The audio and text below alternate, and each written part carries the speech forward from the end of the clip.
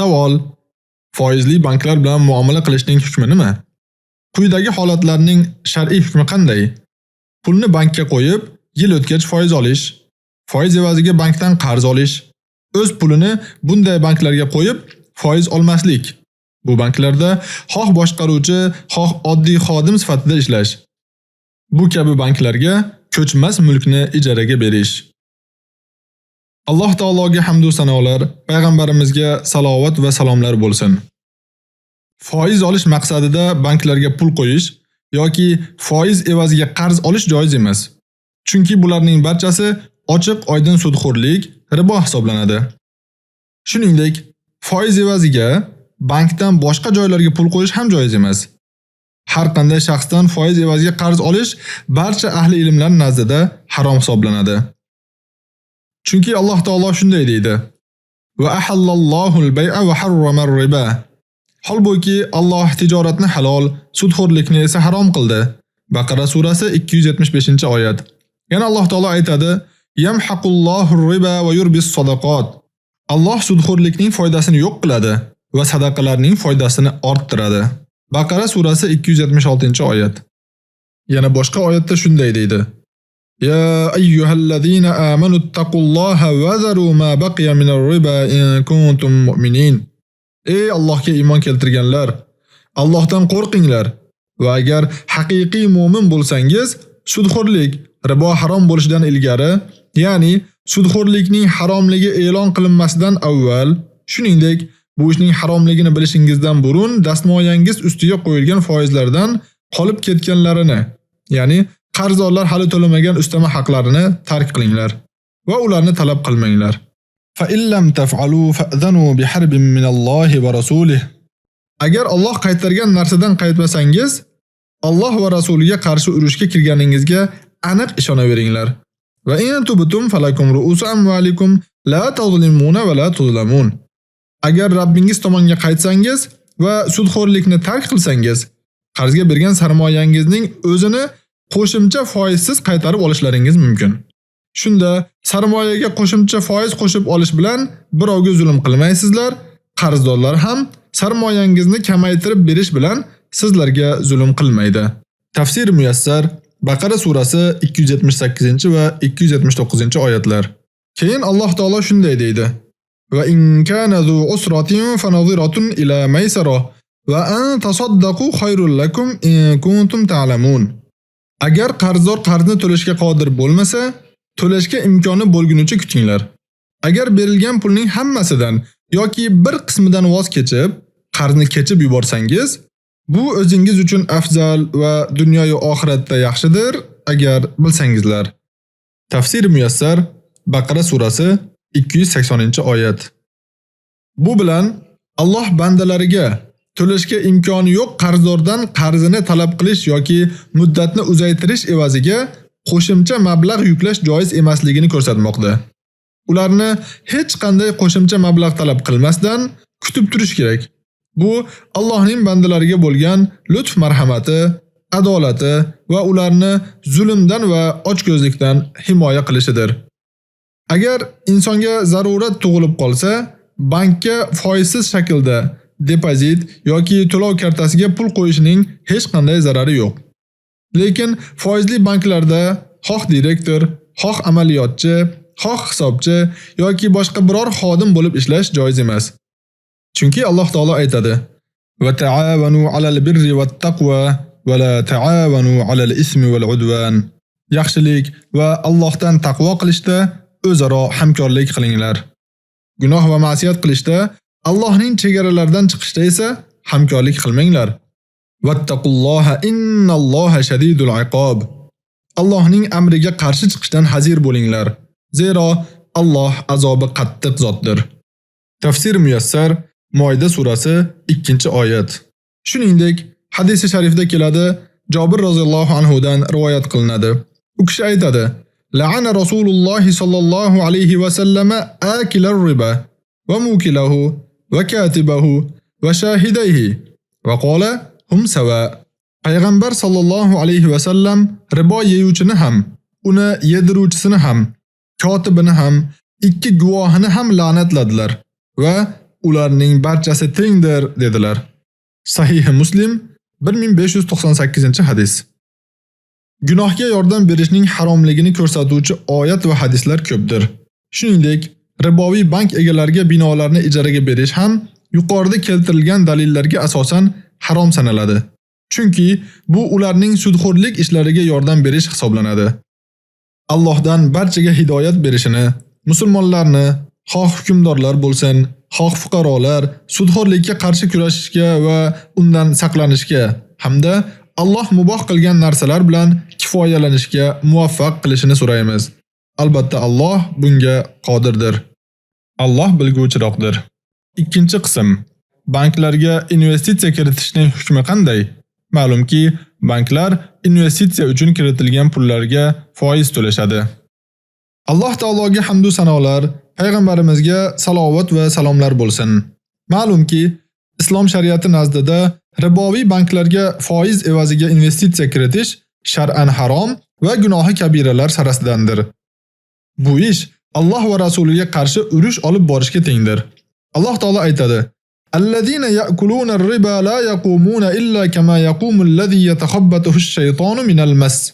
Sudxo'r bo'lgan kishilar qiyomat kunida qabrlaridan turmaydilar, magar jin chalgan majnun kabi turadilar. Zalika bi annahum qalu innamal bay'u mislu ar-riba. Bunga sabab ularning bay, oldi-sotdi ham sudxo'rlikning o'zi-ku deganlaridir. Va ahallallohu al-bay'a va harrama ar-riba. Holbuki Alloh bayni halol, sudxo'rlikni harom qilgan. Faman ja'ahu maw'izatun min rabbih fantaha falahu ma salafa va amruhu ila Alloh. Bas kimga Parvardigordan mav'iza, nasihat yetgach sudxo'rlikdan to'xtasa, u holda avval o'tgani o'ziga va uning ishi Allohga topshiriladi. Ya'ni Alloh xohlasa avf qiladi. Va man 'ada fa ulaika ashabun nar hum fiha khalidun. Va kimki sudxo'rlikka qaytsa, o'shalar jahannam egalaridir va unda abadiy qolajaklar. Yamhaqullohu ar-riba va yurbis sadaqat vallohu la yuhibbu kulla kaffarin athim. Alloh sudxo'rlikning foydasini yo'q qiladi va sadaqalarning foydasini ziyoda qiladi. Alloh har qanday sudxo'rlikni halol deb biladigan ko'rnamakni va sudxo'rlik qiladigan jinoyatchini sevmaydi. Baqara surasi 275 va 276-oyatlar. Shuningdek, Alloh taolo aytadi: "Ya ayyuhallazina amanu taqulloha va zaru ma baqiya minar riba in kuntum mu'minin." Ey iymon keltirganlar, agar mu'min bo'lsangiz, Allohga taqvo qiling va riboning sarqitini ham tark qiling. Fa illam taf'alu fa'zanu biharbin minallohi va rasulih. Agar undoq qilmasangiz, Alloh va uning rasuli tomonidan bo'ladigan urushga ishonavering. Va in tubtum falakum ru'usu amwalikum la tazlimuna va la tuzlamun. Agar tavba qilsangiz, sarmoyangiz o'zingizga, zulm qilmassiz va sizga ham zulm qilinmas. Baqara surasi 278 va 279-oyatlarning ma'nolari tarjimasi. Shuningdek, Rasululloh sallallohu alayhi va sallamdan kelgan hadisda Jabir radhiyallohu anhu aytadilar: "La'ana Rasululloh sallallohu alayhi va sallam akilar riba va mukilahu va katibahu va shahidayhi va qala hum sawa." Payg'ambar sallallohu alayhi va sallam ribo yeyuvchini ham, uni yediruvchisini ham, kotibini ham, ikki guvohini ham la'natladilar va ularning barchasi tengdir dedilar. Sahih Muslim 1598-hadis. Imom Buxoriy o'z sahihlarida rivoyat qilgan uzun hadisda Abu Juhayfa radhiyallohu anhu Rasululloh sallallohu alayhi va sallamning ribo yeyishdan va uni yedirishdan qaytarganlarini hamda suratkashni la'natlaganlarini aytganlar. Sahih Buxoriy va Sahih Muslimda keladi. Abu Hurayra radhiyallohu anhu dan rivoyat qilinadi. Nabiy sallallohu alayhi va sallam ijtanibus sab'al mubiqat. 7 halok qiluvchidan uzoq bo'linglar dedilar. Shunda: "Ya Rasululloh, ular nimalar?" deb so'rashdi. U zot: "Ash-shirku billahi was-sihru va qatlun nafsi allati harramallohu illa bil haqqi va aklur riba va aklu mal al-yatimi va at-tawalli yawm az-zahfi va qadful muhsanatil mu'minatil ghafilat." Allohga shirk keltirish, sehr qilish, Alloh o'ldirishni harom qilgan jonni nohaq o'ldirish, ribo yeyish, yetimning molini yeyish, qo'shin bostirib kelganda ortga qochish, o'zini saqlagan mu'mina va pokdoman ayollarga tuhmat qilish dedilar. Sahih Buxoriy 2766, Sahih Muslim 89-hadis. Riboning haromligi va undan ogohlantirish to'g'risida oyat va hadislar juda ko'p. Shunday ekan, barcha musulmonlar sudxo'rlikni tashlashlari va bir-birlarini bu ishni tashlashga chaqirishlari lozim. Musulmon davlat rahbarlari esa o'z mamlakatlaridagi banklarda ribo bilan shug'ullanishni taqiqlashlari va Allohning amriga binoan pok shariat hukmiga rioya qilishga majburlashlari kerak. Aks holda Allohning azobi tushishi mumkin. Alloh taolo bu haqda shunday deydi: لعن الذين كفروا من بني إسرائيل على لسان داود وعيسى بن مريم ذلك بما عصوا وكانوا يعتدون كانوا لا يتناهون عن منكر فعلوه لبئس ما كانوا يفعلون. Bani Isroil orasidan kofir bo'lgan kimsalar Davud va Iso ibn Maryam tilida la'natlangandirlar. Bunga sabab ularning qilgan isyonlari va tajovuzkor bo'lganlaridir. Ular bir-birlarini qilgan noloyiq ishlaridan qaytarmas edilar. Bu qilmishlari naqadar yomon ish. Moida surasi 78-79-oyatlar. Ayni shu oyatlar tafsiri muyassarda quyidagicha keladi. Alloh taolo Bani Isroil qavmidagi kofirlarni Davud alayhisalomga nozil qilgan Zaburda va Iso alayhisalomga nozil qilgan Injilda la'natlaganini, ya'ni rahmatidan quvganini ma'lum qildi. Sababi ular osilik qilishgan va Alloh harom qilgan ishlarga qo'l urishgan edi. O'sha yahudiylar gunohlarni ochiqcha qilishar va gunohlarga rozi bo'lib turishar, bir-birlarini qilayotgan nojo'ya ishlaridan qaytarishmas edi. Bu ularning yomon ishlaridan biri bo'lib, shu sababli Allohning rahmatidan quvilishga loyiq bo'ldilar. Alloh taolo yana aytadi: "Val mu'minuna val mu'minatu ba'duhum awliya'u ba'd, ya'muruna bil ma'ruf va yanhauna 'anil munkar." Mo'min erkaklar va mo'mina ayollar bir-birlariga do'stdirlar.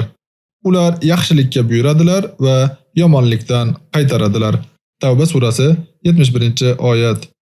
Rasululloh sallallohu alayhi va sallam shunday dedilar: "Innan nasa idza ra'awil munkara falam yughayyiruhu awshaka an ya'ummahumullohu bi'iqabihi." Agar odamlar yomonlikni ko'rib uni to'xtatmasalar, Alloh ularga umumiy azob yuborishi yaqin. Manba: Majmu'ul Fatawa. Ibn Bos sahih degan. Amri ma'ruf va nahiy munkariga, ya'ni yaxshilikka buyurish va yomonlikdan qaytarish vojibligi borasida oyat va hadislar ko'p bo'lib, bu barchaga ma'lum va mashhurdir.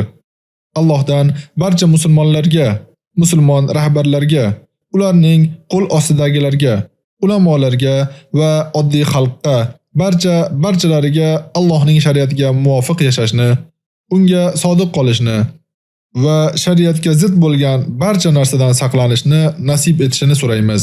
Dar haqiqat Alloh taolo eng yaxshi so'raluvchi zotdir. 3-qism.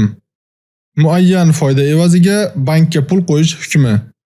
Savol: bankka muayyan foyda olish sharti bilan pul qo'yish hukmi qanday? Alloh taologa hamd va sanolar, payg'ambarimizga salovat va salomlar bo'lsin. Banklarga muayyan foyda olish sharti bilan pul qo'yish joiz emas. Chunki bu bitimda ribo mavjud. Alloh taolo aytadi: "Va ahallallohu al-bay'a va harrama ar-riba." Alloh savdoni halol, riboni esa harom qildi. Yana Alloh taolo deydi: "Ya ayyuhallazina amanu taqulloha va dharu ma baqiya minar riba in kuntum mu'minin." Ey iymon keltirganlar, agar mu'min bo'lsangiz, Allohga taqvo qiling va riboning sarqitini ham tark qiling. Fa illam taf'alu fa'dhanu biharbin minallohi va rasulih.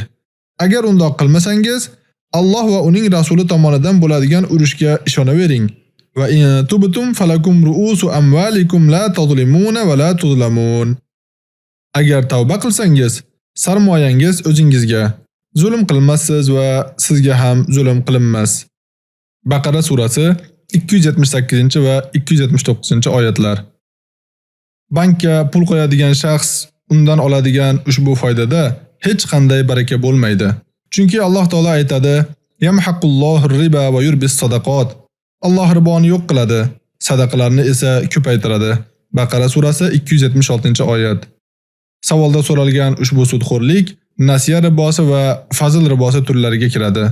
Ya'ni pul qo'yuvchi o'z pulini bankka ma'lum muddatga ma'lum foyda olish sharti bilan qo'yadi. Manba: Doimiy fatvo qo'mitasi. Vallohu a'lam.